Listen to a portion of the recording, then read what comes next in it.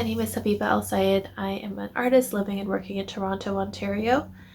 My practice is pretty diverse. I do everything from performance art to durational works, some sculpture and installation, and I dabble a little bit in digital art as well. I think the common thread in my work is the use of clay. I was trained in ceramic arts, so I do tend to use clay in almost all of my pieces. My work is ultimately about perception and the way people of color view themselves, view each other, and the way they're viewed by society. It's also about aspects of my identity, as I am a mixed race woman and a Muslim woman, and my work often explores um, those different parts that make me who I am and the experiences that I have gone through in my life. I've always been really interested in art ever since I was a little kid. I would love to do drawing and painting. I often would draw and paint with my dad, which are some really cherished memories for me as my parents divorced when I was quite young. Um, but I never really thought about art as a career. I never thought I could be an artist. And it wasn't until I was in high school where I did a program at the Harbourfront Centre here in Toronto, which is kind of like a cultural and arts center. And I got to try all these different materials and I got to try ceramics, and it was a material that really resonated with me and something that I really enjoyed doing. But even at that point, I didn't really think that it was something I could really do as a career. It was interesting for the first time in my life to see artists who were actually in residency there, and that was what they were doing. That was their career, and it was sort of an eye-opening experience. But either way, I ended up going to the Ontario College of Art and Design for 2 years for jewelry design, thinking that that was going to be a more practical route. But it wasn't something that I could really connect with. I didn't really love working on a super minuscule scale, and I really wanted to be making conceptual artworks and creating large sculptures. So I ended up dropping out of OCAD and I went to Sheridan College and did a 3-year diploma program there. And then I continued at the Nova Scotia College of Art and Design. And I finished off my BFA there. And it was not till the final year at NASCAD where I sort of realized I wanted to try out performance art as well. And that's sort of how it began to integrate into my practice. My art and my process really differs. It really depends on what I'm making, because I work with so many different techniques and materials, and it's just kind of all over the place sometimes. But what remains the same, I think, is the way I plan works or the way I conceptualize works. There often is a lot of writing and researching that's involved. Sometimes it starts off with poetry or creative writing, where I begin to think about the different meanings of words and wordplay and phrases and sort of their meanings in different cultures. And that's sort of where a lot of it starts off for me, and I think that's how I get these really layered meanings into my pieces. And then I'll tend to draw in a very loose sense of the word, very rough chicken scratch drawings, just to get it out there on paper, so I have some kind of just like visual representation of what I'm thinking about. And then I'll just start making something. Sometimes I'll make a model or a maquette of a work. But a lot of times it'll be very, very simplistic, especially for performance pieces. I don't like to do a lot of pre-building. I kind of like to be surprised in the moment while I'm performing. It kind of keeps it interesting and compelling for me to learn the way the material works and the way my body works, and those really inform the way the performance is going to go. So I don't like to give it all away for myself, I guess. But for example, with Destruction of a Chaise Lounge, which was a performance I did in 2019, I created a chaise completely out of clay with no supports or structures in it. I did a little pre-build before actually doing that performance, just to know kind of the footprint it was going to take up, how long it was going to take to build it.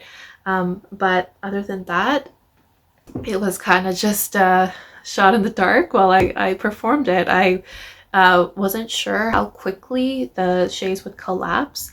Just a background, I created this chaise, and I was using my body weight and these mimicking these poses of odalisques. So that's a genre of Orientalist painting in which European men posed and painted their idea of Middle Eastern women in these very like sexualized and fetishized ways, often naked. And in my piece, I am fully clothed. I am covering my hair at that time as well in my life. And so I was using my body weight to destroy this this thing that's often associated with comfort, but it's also being used as a pedestal to display Middle Eastern and Muslim women's bodies. And so in the actual performance, I had to really gauge the way I was using my body and my body weight and really control the collapse of the piece. I was surprised at how quickly it wanted to collapse. So I didn't realize how physically challenging it would be, that I would have to really hold my my strength in different and my weight in different parts of my body as I was sort of doing these poses and maneuvering on the chaise. Another example is Weight of Apology, which is an 8-day long performance piece that I did, 1 hour every day. And that's actually the first performance I ever did while I was at NASCAD. And I guess the background of that piece is it was 15 years post 9/11, and I had newscasts after different terrorist attacks that had happened throughout the years. And that would be, the audio was playing in the background, and every time that it would play, I would be frantically building this structure. That was a 15-foot long structure to represent each year after 9/11 had occurred. And I was frantically building the structure, and then there would be these moments of silence where I'd have an opportunity to rebuild the structure, and then that cycle would continue. So I would never have the opportunity to actually solidify and turn into something. It didn't have that ability to reach its potential. It just kept collapsing, and I kept rebuilding over the collapse. And with a piece like that, I had really no idea how that would go. Like, I never really pushed the material to that point before, that it's like just building and building on top of clay that's already drying and breaking, and what that would look like. And what resulted were some really interesting parts that survived and other parts that completely collapsed in very dramatic ways. And sometimes that would happen as I was building. And for stuff like that, like, you can't really prepare unless you're doing a full build. So it's kind of cool to be experiencing that with the audience and having to react with that, with my body and with my, just responding to the material, I guess, in real time. I think is kind of cool.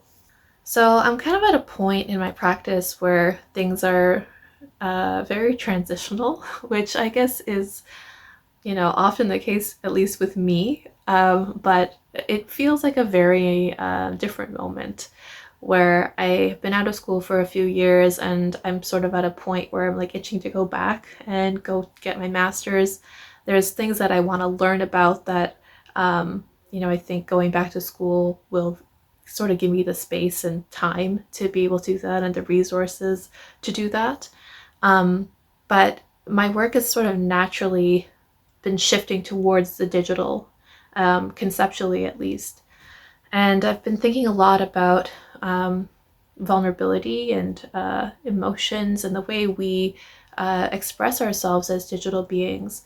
My work has often been about those things, about vulnerability and softness and perception. And those are things that are just, I feel, that are amplified online or masked online in really interesting ways.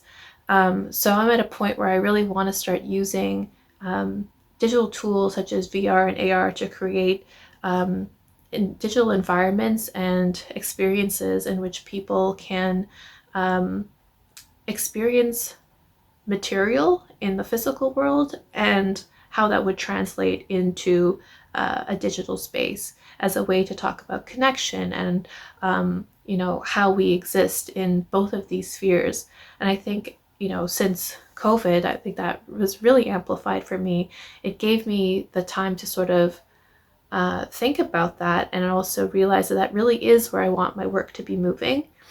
So I think that that is, as I said, sort of the natural transition for me, and I'm at a point where I'm still, just beginning to learn about these things and these tools.